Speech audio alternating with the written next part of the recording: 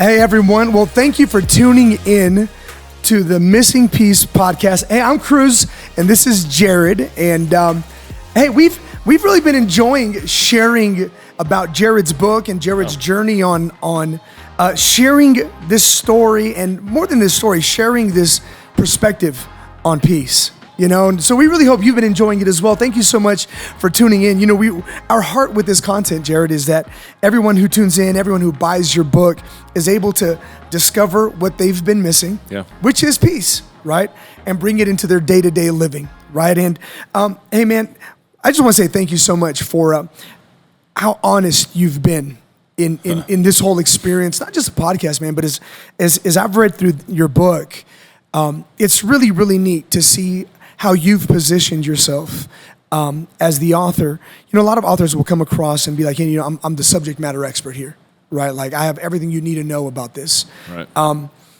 But you didn't really quite do that. Now, don't get me wrong, your perspective is incredible, right?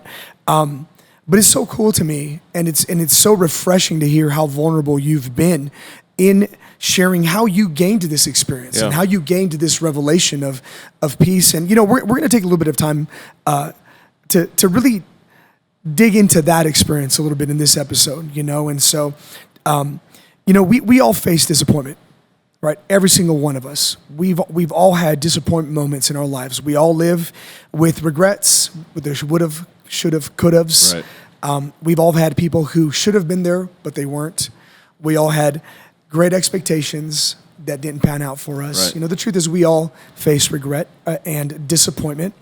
Well, disappointment comes in all shapes and sizes. Absolutely. From small to tragic, right? So, and it can come in seasons, it can come in waves, or it can just be a moment.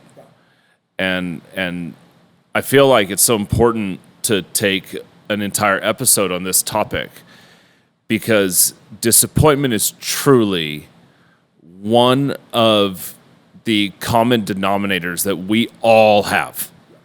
Rich or poor, educated or uneducated, whether you live in America, in Europe. It happens to us all. Around the world. Yeah. Disappointment is, and will exist in your life on some level, and way too often it is not properly dealt with. Absolutely. And way too often it just completely, like, people don't get past that moment or that point of disappointment, right? And, you know, so then the question isn't so much how to avoid disappointment. Right. The question is, what do you do when you get disappointed? You know, and, you know, as I read chapter 9 and 10 of your book, right, where you share so openly about moments of disappointment in your life. You know, I thought it'd be important for everyone who's tuning into the podcast to really just hear a couple of those stories and experience that with you. You know, because I think what happens is a lot of times people will feel like they're the only ones and say, no one's gone through what I've gone through. No one's had their heart broken like I've had. You know, but the truth is, like you said earlier, it visits us all. Disappointment does, and so. You know, I'm going to let you drive a little bit more on this one in sharing. Just sure. You shared two very key moments of disappointment in your life. One was with your mom, and one happened with you and your wife. You know, and so talk to us a little bit about that. Well, I share a lot of stories, personal ones that I had to deal with myself. You know, in one of the chapters, I talk about this season in my life where I had 6 back surgeries. And I lived on some level, I still live in chronic pain and have for many years. And going through that process during the 4th, 5th, and 6th back surgery season, Carla was pregnant. My wife, her name's Carla, and she was pregnant. But there was a lot of anxiety, kind of nervousness to it, because a couple years before that, we had a miscarriage, and not just what is called a routine miscarriage. She had a kind of 1 in a million type thing. It's called a molar pregnancy. And I don't even really remember how to explain it, other than to say that at one point, after you have this type of pregnancy, they have to test the woman to make sure that her hormones go back down to a non-pregnancy level. If not, what we were told was that the solution was that they have to have chemotherapy for weeks at a time. Wow. For, if I remember correctly, I think it was 6 rounds of chemotherapy for 3 days at a time, spread out over 6 months or something Wow. like that. It was years ago. And to be honest with you, I try not to remember the details because it's just not something I want to think about a lot. So after weeks of blood tests and really scary results because the numbers weren't going down, we ended up at a person who was called an expert. And I'm sure he is, but he wasn't in our moment. And he walked in. I remember we were at a hospital here in El Paso, and he walked in and he said, well, we need to admit you to the hospital today, and you're going to start chemotherapy. And of course, when you hear the word chemotherapy, you automatically think of the other word, which is cancer. Now, they never said that, but that's what I heard. And I remember sitting in the room and looking at my young, beautiful, strong, healthy wife, thinking, what is happening? Right. Like, and so tie that into the pain of we lost what was supposed to be our firstborn child. And now I'm thinking the word cancer. They never said it. But that's kind of what disappointment will do to you. So disappointment will exaggerate. It will expand. It will turn what should have been a level 2 into a level 10, right? Because the hurt and the pain of disappointment clouds your mind. It blurs the sounds within your head. And I remember sitting there, and Carla looked at me and she said, get up, we're leaving. And I was like, yeah, I know, babe. You know, the doctor, he's going to come back in the room. He had walked out. She said, no, we're leaving. The Holy Spirit told me that he's wrong. And I was like, what? You know, I just like, no, we got to check out. And she said, get up, we're leaving. And, well, if you know my wife, it's like, yes, ma'am. She's a litigation attorney by trade. So it's like, yes, we're leaving. So we walk out, and I remember, like, telling the nurses and stuff, we're leaving. Of course, a couple of them came to the church, right? So I'm trying to be, like, nice pastor guy. Like, I'm so sorry, we're leaving. Don't be mad at us. Also, and so Carla's down the hall, and she goes, Jared, we're leaving. If they need something, they have our address. They'll send us the bill. And she walks out. I mean, she's gone. And I'm like, okay, bye. And I walk out. And so come to find out, we left town. And we found an expert on molar pregnancies. And sure enough, she was fine. And the only thing that happened was when she had the miscarriage, unfortunately, her body didn't flush it. And so she had to have a procedure. And the doctor didn't get everything out. And so her body still thought she was pregnant. She didn't need chemotherapy. What she needed was for the procedure to be done properly. Well, fast forward a couple years, and we're in month 8 of a 9-month pregnancy with our son, Caleb. And my dad and I had gone on a trip, and we land in El Paso, and a family member calls me, and we were in the lobby of El Paso Airport, headed to baggage claim, and he says, you need to go straight to your mom's house. They found a tumor in your mom's stomach. And I remember just kind of like, kind of going numb maybe, and being very overwhelmed. So sure enough, she actually ended up going to the same doctor that Carla went to in Chicago, and she was diagnosed with stage 4 ovarian cancer. They removed the tumor, and then she went through a process of getting chemotherapy and such. And it was quite a roller coaster of a season, because in May she had the diagnosis. Actually, she got diagnosed on our anniversary, Carla and my anniversary on May 4th. in June 25th, we had our son. The next week, my mom started chemotherapy. So it was extreme highs and extreme lows within our family. And my mom was a strong woman. She was a powerful woman. This came as a complete shock to everyone because she was the model of health. When you would look at her, she was strong, she exercised, she ate perfect, she took care of herself, she walked with authority, she carried herself, and she was a woman of faith, and all of a sudden, we were given the report of stage 4 cancer, and she might live, but she's not going to live a long life, is what they told us. The doctor specifically said at most she has 5 years. And, of course, 6 months later, she would pass away. And that season became very challenging. And now, not every season is like that. Not every form of disappointment is that deep, that painful, but it will come. And your response to disappointment is so important. The Bible says that unrelenting disappointment makes your heart sick. Well, from your heart comes the issues of your life. So I believe that disappointment comes into our life to poison our soul. And if you don't deal with disappointment, again, back to what we talked about in a previous episode, even if the disappointment is justified, you still have to deal with it. Or else the enemy will pollute, will poison your soul for the rest of your life. And then let's talk about this. You may be disappointed in one area of your life. Say something didn't work out in your career. You had a failed business. You had a dream, you started a business, it failed. And so you don't deal with that disappointment. You start questioning yourself. You start looking at yourself as less than, as not good enough, not smart enough, as a failure.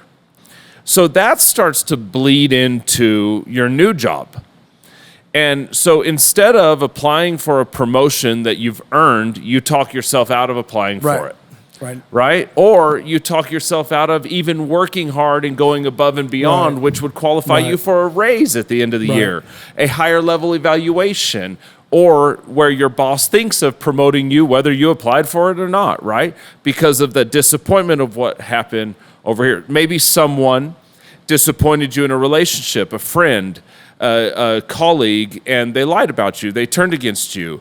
And you don't deal with the anger, the frustration of it, and now that starts to project onto your wife or your husband or with your kids, right? Or maybe you have one kid that is more challenging to deal with, and they turn against you as they grow up and mature, and then you project that onto your other kid, but they never did those things that your older kid did, right?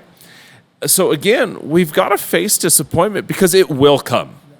And we're not talking about like, you go to Starbucks and they put an extra pump of vanilla in your latte. That's not what we're talking about. We're talking about real life stuff. Real disappointment, yeah. And all the way to tragedy. Yeah, to absolutely. Coronavirus destroyed members of your family's lives. To cancer came out of the pit of hell and stole someone from your family. Or you got fired without cause. Yeah, well, many times disappointment will come in and it is a defining force. Right?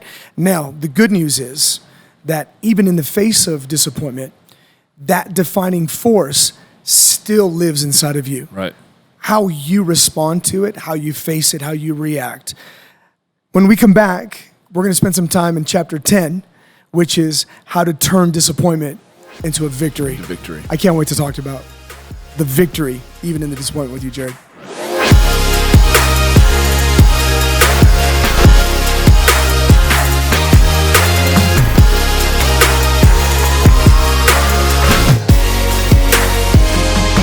Hey everyone, welcome back to episode 5 of the Missing Piece podcast.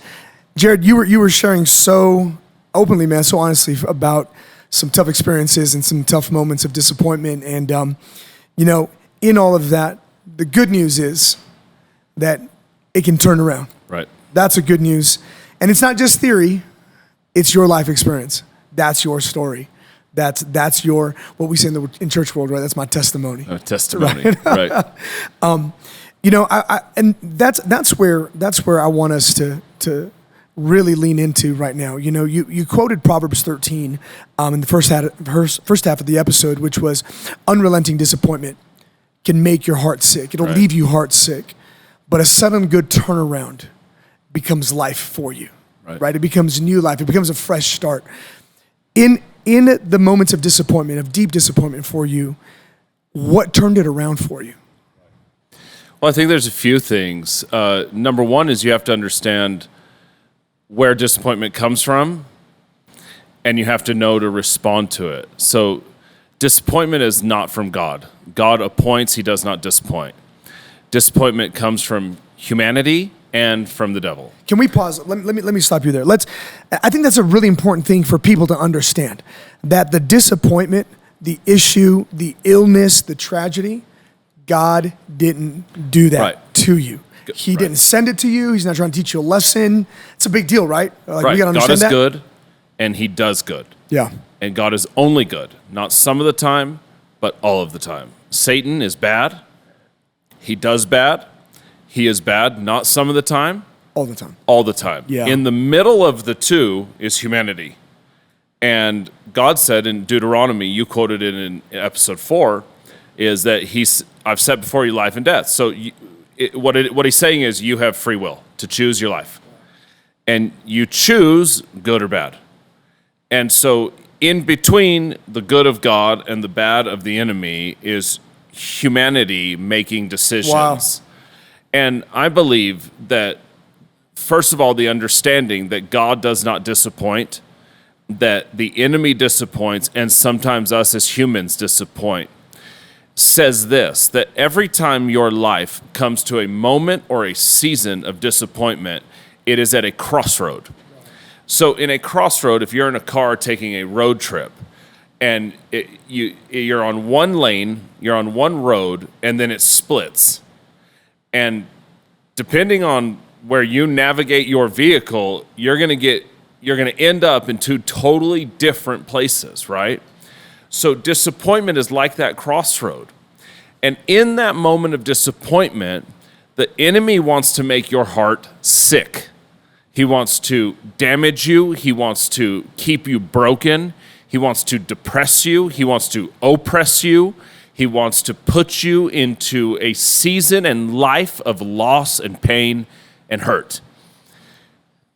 Jesus, on the other hand, the Prince of Peace, the ruler of our destinies, wants you to run or to choose this crossroad where he can restore you, pick you up from where you have fallen. Absolutely. He can put the shattered pieces of your life and work them back into perfect harmony to accomplish peace, joy, and happiness within your life. So in that crossroad of disappointment, you can either run to God or you can run away from God.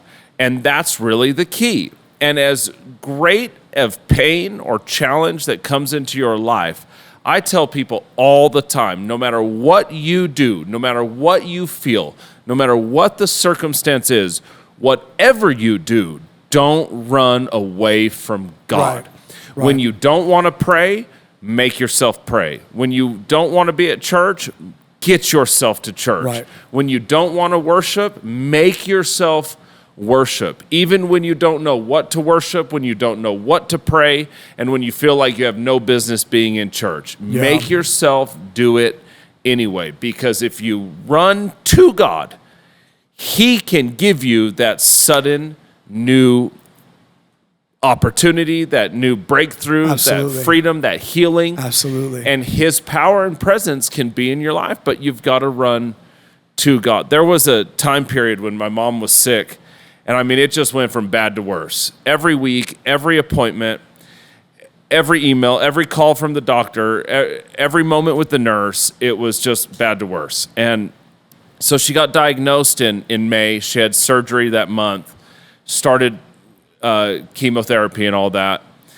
And I remember in November, one weekend here in El Paso, she got really sick. And her lungs were starting to fill up with liquid, which of course would then, drown out her oxygen supply, and she'd have a hard time breathing. So a local doctor would drain her lung. Well, one night he had left, and so he ordered an MRI to be done on her, or a scan, sorry. So they did the scan, and his partner, the other doctor, came in and said, I believe you need to go to the hospital. The cancer in your lungs has really spread. Well, no one had told my mom she had cancer in her lungs. And so her lungs began to fill up with liquid again. And that night she had to be rushed to a hospital here in El Paso. She was there for a while, and they did a lot of tests. They drained her lungs. They put a permanent drain into her lung. And that night we thought she was going to pass away.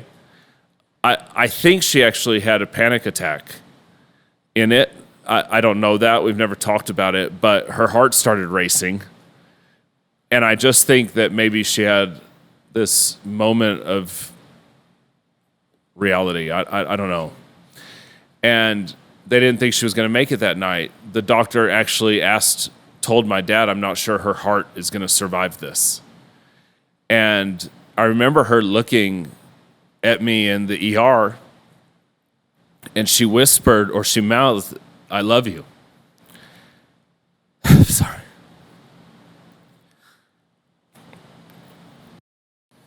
It's kind of hard to relive that moment. So we made it through that weekend, and she lived. She was strong. Thank God her heart was healthy from all the exercise and eating well. So anyway, she got transferred to MD Anderson, and she was in the ICU. This very amazing doctor came, introduced herself to us. The next day, she came back after they ran their own tests, of course, and she asked to speak to my dad. And so she pulled him off to the side.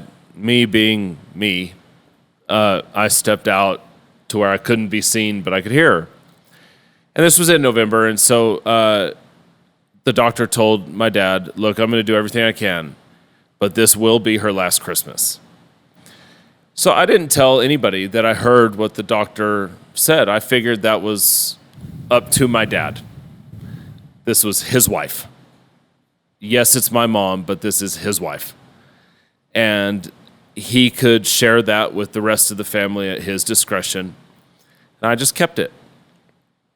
And so we went on, right? Just went through the process of her treatments, and that doctor really did do everything she could. And, things got worse. So one night, we went, my dad and I, after those hospital days are long. Yeah, for sure. I mean, they're just brutal. And it's just bad on every corner. It's bad in your room with the person you love, and when you walk out and you see the people in the other rooms. None of it's good. And so we went downstairs to the cafeteria. My mom had fallen asleep, and I think my sister or Carla was with her, and we were hungry. And so the cafeteria was closed, except MD Anderson, they would leave the ice cream fridge open.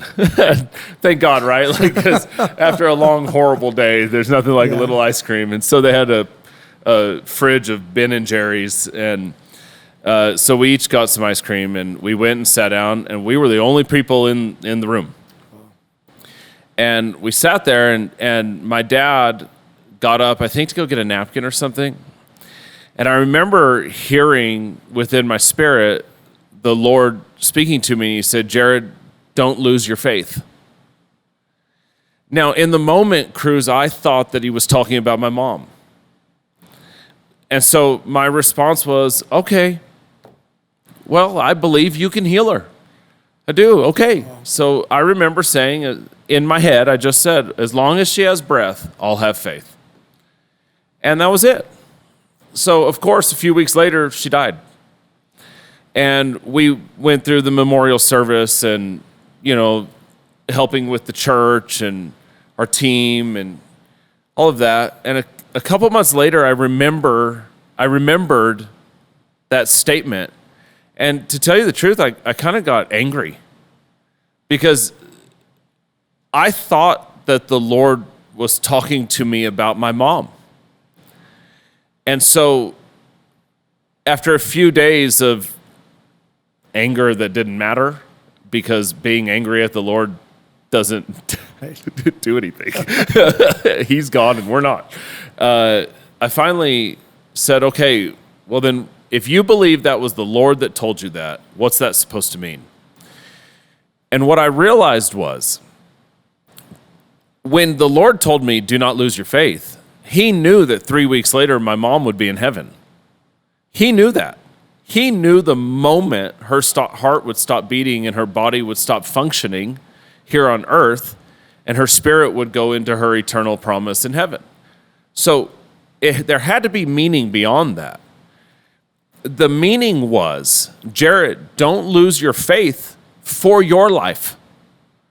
Don't lose your faith. Don't allow disappointment to become devastation. Don't allow the despair that took place in your family to become despondency. Don't allow your heart to become sick. You still have to have faith, because I still have a life of peace for you, a life of health, welfare, prosperity, and doing good. But if you lose your faith, you'll give up on pursuing that life. And I think it's so important for people to turn disappointment into victory. You need to hold on to your faith, and your faith in what God can do, your faith in who he is. But the enemy wants you to blame God, wants you to be angry at God, wants you to give up on your faith, wants you to believe that the disappointment is too great for you to still have a vision for your life. Right. Depending on the type of disappointment, it will tell you you don't deserve to be happy anymore. You don't deserve, because of maybe you created, maybe the disappointment in someone's life isn't like the one that happened to me where we had a miscarriage. That had nothing to do with me. My mom died with cancer. That had nothing to do with me. Maybe you were the source of your disappointment. Maybe you created it. Maybe you had an affair and it tore apart your family. So now the pollution within your soul is telling you you don't deserve to be happy. You don't have a right to have a good relationship with your kids anymore. They have every right to be angry at you, and it's going to stay that way forever, because that's what disappointment is, right? It's a world of it could have been, it should have been. Right. Why did I? Why did Where God? was God? Yeah. Where was God in this? Yeah. Oh, I give up. It's too great. The pain is too much. That's disappointment that has been allowed to have authority over the peace of God in your life, and you have to face it. Yeah. And maybe someone is watching or listening and they didn't face it, but you can today. Yeah. And you're still at that crossroads. You're still at it. You're still at that crossroads. And as we're coming to an end with the episode, I think that's the big idea. You'll always find yourself at the crossroads to choose the path of disappointment or the path of faith and peace. Right? Disappointment will say, this is impossible. Right. We'll never recover. We'll never get it back. It'll never be the same. And you know what? In some cases, with our own efficiency and our own capacity and our own ability, it probably is impossible. Right. But the good news is, with God, all things are possible. All things. All things are possible. There's a great scripture, and it says that you are called unto peace. And I think that's so important for people to hear and to see, that God's calling on your life is peace. It is not despondency. It's not depression. It's not brokenness. It is not disappointment. That is not the purpose and the calling of God that he has put on your life. He has declared peace from him toward you, and he has called peace into your life. So today, you can choose to run to God. Stop running from God. And no matter what you've been through, no matter what someone has faced or will go through in the future, if you will choose not to lose your faith, God will come in, and the power of his victory that Jesus gave every person who believes in him can restore you into your calling of peace, joy, happiness, health, prosperity, That's awesome. and all sorts of good That's things. awesome. But today, you can choose to run to God. And That's a the beautiful key. truth. That's a beautiful truth. And that's the peace and the power that you have today, that you can choose to say, it's been impossible, but with God. That's the turnaround, right? Maybe disappointment has left you heartsick and has hurt you, but today you can have that turnaround. Turn around and run to God. That's the whole point, right? Make the choice for faith and for peace. It might be impossible, but with God, Jared, thank you for sharing so openly, and thank you for sharing so honestly. I know for a fact that this is going to bless so many people. Thanks. Really grateful for you. It's my pleasure. And thank you for writing this book. Thank you for doing this. Hey, listen, make sure you get Jared's book. Make sure you go. Maybe you know someone that has had this kind of loss in their life and has faced this kind of devastation and disappointment in their life.